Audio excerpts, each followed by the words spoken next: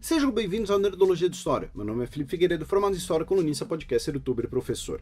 E cuidado com a cuspida das lhamas ao dar play nesse Nerdologia sobre o Império Inca. Você certamente já ouviu falar dos Incas, ou então sobre Machu Picchu, um sítio arqueológico que é patrimônio da humanidade e é visitado por cerca de 1 milhão de pessoas todo ano. Muita coisa sobre essa civilização, entretanto, é pouco aprendida. O Império Inca foi o maior império indígena da América em território, incluindo partes de 6 países atuais. Se existisse hoje, teria o tamanho aproximado do México, um dos 15 maiores países do mundo. E tudo isso com pouco tempo de existência, cerca de apenas um século. Na verdade, não existia um povo Inca. Nem eles chamavam seu império com esse nome. No idioma nativo Quechua, o nome significava os 4 Suyu, as 4 regiões, os 4 cantos. O Quechua ainda é falado por cerca de 10 milhões de pessoas, principalmente no Peru, onde é um dos idiomas oficiais, assim como no Equador e na Bolívia. Então, da onde vem o nome Inca? Inca, com K, significa senhor ou governante em Quechua, e era o termo usado para a elite que governava o império, desde o monarca até comandantes militares ou coletores de impostos. As estimativas variam, mas eram cerca de 30 mil pessoas, em um império de 10 milhões. Com a chegada dos espanhóis, o termo foi transliterado com a letra C, e o termo para se referir a essa elite foi interpretado como sinônimo para toda a população. O Império Inca existiu por cerca de um século, mas descende de civilizações andinas milenares, especialmente 2 dessas. Primeiro, os Tiwanaku, uma cultura da região do Lago Titicaca, o maior da América do Sul e conhecido por ser o local navegável mais alto do mundo, já que o lago está a 3.800 metros de altitude. Os Tiwanaku desenvolveram técnicas refinadas para a agricultura e para o estoque de alimentos, uma necessidade por causa da altitude e do clima desértico. Eles também são conhecidos pelo sítio arqueológico de sua antiga capital, com o Portal do Sol, uma peça única de pedra de cerca de 10 toneladas, e que não tem nenhum indício de ligação com alienígenas. A outra civilização era os Wari, do atual Peru, um povo que conhecemos bem pouco. Por exemplo, uma das principais descobertas arqueológicas sobre eles é bem recente, de 2008.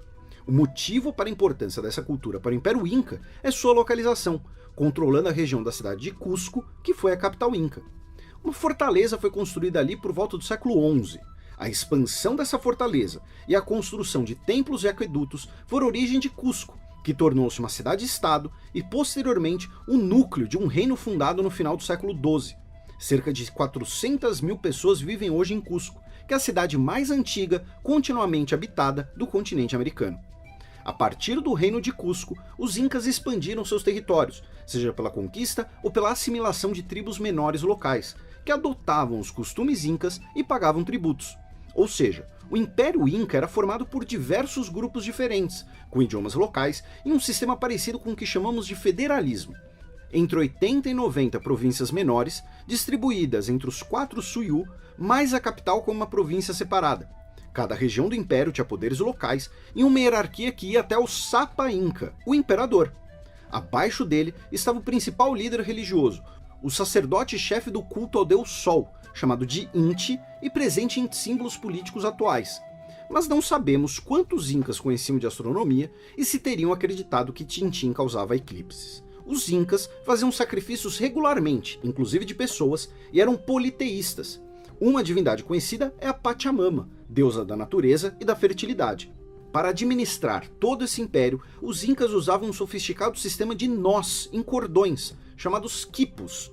Eram normalmente feitos de lã de lhama e as posições e quantidades de nós indicavam valores numéricos. Cada cor indicava o que estava sendo contado, em um sistema decimal.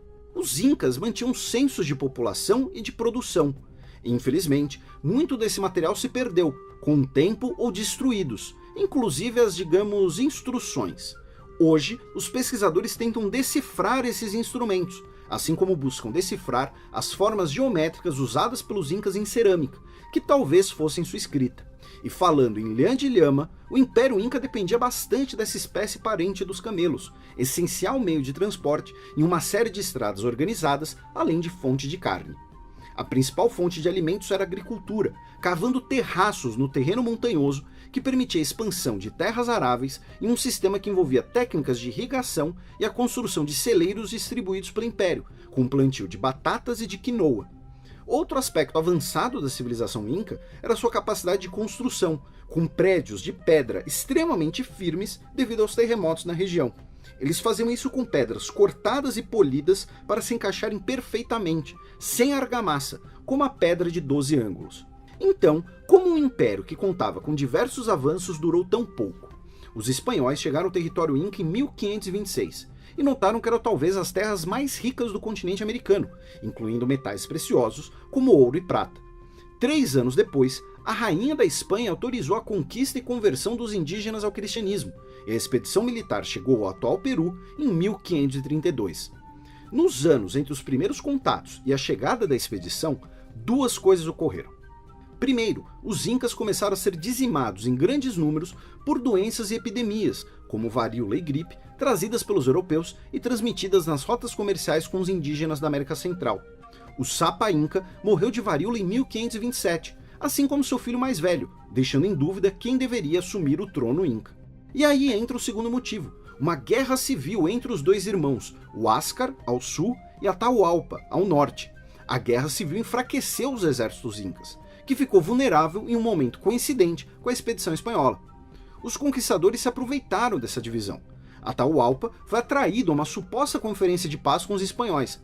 Nela, exigiram que os incas aceitassem a autoridade do rei Carlos, que foi recusado. Então, Atahualpa foi capturado e tomado refém. Enquanto ele era mantido preso, seu irmão Huáscar foi assassinado. Atahualpa, então, ofereceu ouro suficiente para preencher o seu cativeiro, e o dobro disso em prata. Os espanhóis aceitaram, mas não cumpriram o acordo e não o libertaram. Contando com armamentos superiores, os espanhóis derrotaram os exércitos incas. Atahualpa foi julgado por seus costumes pagãos e executado com um garrote em 1533. Sem os principais líderes, a população inca aceitou a dominação espanhola, que pilharam e destruíram a maior parte da estrutura do império. Um foco de resistência existiu nas montanhas e realizou guerrilhas até 1572, quando o último imperador, Tupac Amaru, foi capturado e executado. Seu nome se tornou um símbolo de resistência indígena no Peru e inspirou os pais de um rapper séculos depois. Esse Nerdologia é um oferecimento da Nerd Store, a maior loja nerd do Brasil, onde você, nerd, que adora colecionáveis Funko Pop, pode encontrar novos modelos e também as reposições mais pedidas. São diversos novos Funkos, de Vingadores, Guerra Infinita, Star Wars, Game of Thrones, Overwatch e também edições especiais. Todos eles você pode conferir em nerdstore.com.br, acesse e aumente a sua coleção agora mesmo. Nos comentários do último Nerdologia sobre história segundo os quadrinhos, muita gente comentou sobre a ausência de quadrinhos que gostam e principalmente a ausência de mangás japoneses. Foi necessário fazer um recorte pelo tamanho do vídeo, algo que vocês já sabem, mas a cultura japonesa vai aparecer por aqui sim, podem ficar tranquilos. Perguntaram se existiam quadrinhos nos países socialistas durante a Guerra Fria. No caso específico da União Soviética, os quadrinhos eram vistos como uma produção vulgar, inferior à literatura clássica e aos livros de ficção. O que existiam eram livros infantis ilustrados. Mais populares eram livros de ficção científica, como os da personagem Alisa Selezneva. Mesmo hoje, quadrinhos não são muito consumidos na Rússia. Perguntaram se os quadrinhos dos Estados Unidos têm outras eras, além da Era de Ouro. Tem sim, costumam ser periodizados da seguinte forma: a Era de Ouro, a Era de Prata, a Era de Bronze e a Era Moderna. A periodização ocorre baseada em mudanças nos focos das obras, quantidade de vendas e também outros fatores, como a censura. Um dos marcos do fim da Era de Ouro é que, após a Segunda Guerra Mundial, autoridades políticas e médicas nos Estados Unidos acusavam os quadrinhos de serem má influência para a juventude. Devido à pressão, as próprias editoras criaram um código de conduta, mudando suas obras. Não se esqueçam de curtir e compartilhar o vídeo. Assine nosso canal para conhecer mais sobre a América e até a próxima!